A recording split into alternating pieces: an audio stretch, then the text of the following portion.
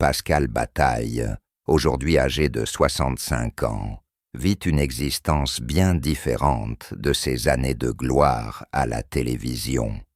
Autrefois figure incontournable du petit écran français, notamment aux côtés de Laurent Fontaine dans des émissions populaires. Il semble aujourd'hui bien loin des projecteurs. Son quotidien est marqué par une certaine mélancolie, un contraste frappant avec l'énergie et la bonne humeur qu'il dégageait autrefois. Loin du tumulte médiatique, il mène une vie plus discrète, presque effacée, où le temps semble peser plus lourd. Les souvenirs de sa carrière florissante l'accompagnent, mais ne suffisent pas à combler le vide laissé par l'absence de cette effervescence qui animait ses journées. Bien que certains de ses proches tentent de lui redonner le goût de l'instant présent, Pascal Bataille semble enfermé dans une routine teintée de nostalgie. Un tournant inattendu pour cet homme qui, autrefois, faisait vibrer des millions de téléspectateurs. Pascal Bataille semble porter sur ses épaules le poids d'une profonde mélancolie. Autrefois entouré par l'agitation du monde médiatique, il se retrouve désormais face à une solitude pesante, marquée par les échos d'un passé révolu. Son mariage, qui fut un pilier important de sa vie, appartient désormais au passé, laissant derrière lui un vide difficile à combler. La séparation l'a profondément affecté, ravivant en lui une douleur silencieuse qu'il peine à exprimer. Ses enfants, bien que présents, ont pris leur envol, construisant leur propre chemin, ce qui accentue encore plus ce sentiment d'éloignement. Il repense souvent aux moments heureux passés en famille, aux rires partagés, aux instants de complicité qui semblent aujourd'hui si lointains. Le silence de sa maison résonne comme un rappel cruel du temps qui passe et de ce qu'il a perdu. Malgré tout, il tente d'avancer, mais son cœur reste marqué par une tristesse qui ne le quitte jamais vraiment. Aujourd'hui âgé de 65 ans, traverse une période particulièrement difficile. En décembre 2024, il a révélé dans une vidéo sur son compte Instagram qu'il luttait contre un cancer du poumon depuis déjà 2 ou 3 mois. Une annonce qui a bouleversé ses proches et ses admirateurs, mais qui a surtout marqué un tournant douloureux dans sa propre vie. Ce diagnostic brutal l'a plongé dans une profonde détresse, réveillant en lui des souvenirs douloureux, notamment celui de son ex-femme, qui avait elle aussi été touchée par cette terrible maladie, 5 ans auparavant. Confronté à l'incertitude de l'avenir, il se sent affaibli, non seulement physiquement, mais aussi moralement. Chaque jour devient un combat entre les traitements épuisants et la peur omniprésente. Il se surprend parfois à se demander comment il en est arrivé là, lui qui autrefois débordait d'énergie. Bien qu'il tente de garder espoir, la solitude et l'angoisse pèsent sur lui, rendant son quotidien encore plus difficile à supporter. Pascal Bataille porte en lui une profonde mélancolie lorsqu'il regarde en arrière, contemplant une carrière autrefois flamboyante qui semble désormais appartenir à un autre temps. Lui qui a marqué le paysage audiovisuel français avec des émissions à succès, des productions audacieuses et des collaborations marquantes, se retrouve aujourd'hui dans un silence pesant, loin de l'effervescence qui animait son quotidien. Dès les années 1990, aux côtés de Laurent Fontaine, il avait su imposer son style en fondant les Rebelles Communications, avant de multiplier les succès avec Loribel et Unimédia. Il était alors un entrepreneur dynamique, un producteur inspiré, un animateur reconnu. Le duo Bataille-Fontaine s'était imposé sur TF1 avec Y a pas photo, puis Y a que la vérité qui compte, captant des millions de téléspectateurs et faisant de leurs émissions des rendez-vous incontournables du paysage audiovisuel français. Chaque projet semblait être un triomphe, renforçant son influence et son aura dans le milieu. Mais le temps a fait son œuvre, et le succès n'a pas été éternel. À partir de la fin des années 2000, le vent a tourné. Certaines émissions se sont arrêtées, d'autres ont été éclipsées par de nouvelles tendances. Malgré ses efforts pour rebondir, avec, forcément, Sublime, son rôle de juré dans le grand casting de la télé, ou encore son passage à la radio sur Nostalgie et Sud Radio, il a peu à peu perdu la place qu'il occupait autrefois dans le cœur du public.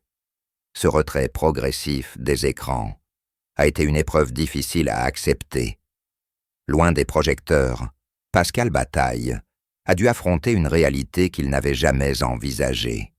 L'oubli. Lui qui avait l'habitude d'être sollicité, écouté, respecté, s'est retrouvé à observer, impuissant, le monde du divertissement évoluer sans lui. Ce sentiment d'abandon s'est amplifié avec l'effondrement de certaines de ses productions, rendant encore plus douloureux le contraste entre son passé glorieux et sa situation actuelle. Ce qui lui pèse le plus, c'est cette impression d'inutilité. Il repense aux plateaux animés, aux débats enflammés, aux émissions où il vibrait au rythme des réactions du public. Aujourd'hui, ses souvenirs sont teintés d'amertume. Il n'a plus cette adrénaline, ce feu sacré qui faisait battre son cœur. Il assiste, résigné, à l'ascension d'une nouvelle génération d'animateurs et de producteurs qui occupent désormais la place qu'il avait si longtemps tenue. Le silence, qui remplace désormais l'effervescence de ces années dorées, est assourdissant. Chaque jour, il se demande si son travail a encore une valeur, si son parcours a laissé une trace durable. Il espère parfois un retour, un dernier projet qui lui permettrait de retrouver l'émotion d'autrefois. Mais il sait aussi que l'industrie a changé, que les formats d'hier ne sont plus ceux d'aujourd'hui. Ce sentiment d'échec pèse sur lui, ravivant une nostalgie qu'il peine à chasser. Malgré ses efforts pour tourner la page, il est hanté par cette époque où il était un acteur majeur du paysage audiovisuel français. Loin de la lumière, Pascal Bataille avance dans l'ombre de son propre passé, avec la douleur silencieuse de ceux qui ont connu la grandeur, avant de basculer dans l'oubli. Pascal Bataille, aujourd'hui âgé de 65 ans, porte en lui le poids d'une enfance marquée par des souvenirs teintés de solitude et de mélancolie. Né à Bordeaux, dans une famille intellectuelle, fils d'une psychanalyste et d'un psychiatre, il grandit dans un environnement où les mots et les idées régnaient en maître, mais où l'affection et la chaleur familiale semblaient parfois absentes. Sa mère, Marie-Josée Bataille, femme brillante et dévouée à son travail, n'avait que peu de temps à lui accorder. Son père, quant à lui, était une figure exigeante, souvent distante, dont l'amour semblait conditionné par la réussite et l'excellence. Durant ses années au collège et au lycée Saint-Joseph de Tivoli, puis au prestigieux lycée Henri IV à Paris, Pascal ressentait un décalage profond avec ses camarades, tandis que certains profitaient de leur insouciance, lui portaient en silence le poids d'une pression invisible, celle de ne jamais faillir, de ne jamais décevoir. Les attentes étaient élevées, et chaque échec, aussi minime soit-il, résonnait en lui comme une trahison. La solitude fut son premier compagnon. Dans cette maison silencieuse, où chacun semblait absorbé par ses propres préoccupations, il trouvait refuge dans les livres et l'écriture. C'est là qu'il développa sa passion pour les mots, la philosophie et la littérature. Mais ce goût pour le savoir ne comblait pas le vide affectif qui s'installait en lui.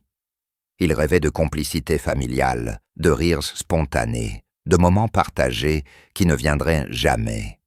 En grandissant, Il s'efforça de combler ce manque par l'ambition et le travail. Sa soif de réussite devint un moteur puissant, une revanche sur cette enfance où il se sentait parfois invisible. Lorsqu'il créa sa première agence de presse, en 1983, avec ses amis journalistes, il pensait enfin pouvoir exister par lui-même, prouver qu'il valait quelque chose. Mais même alors, le doute le rongeait encore.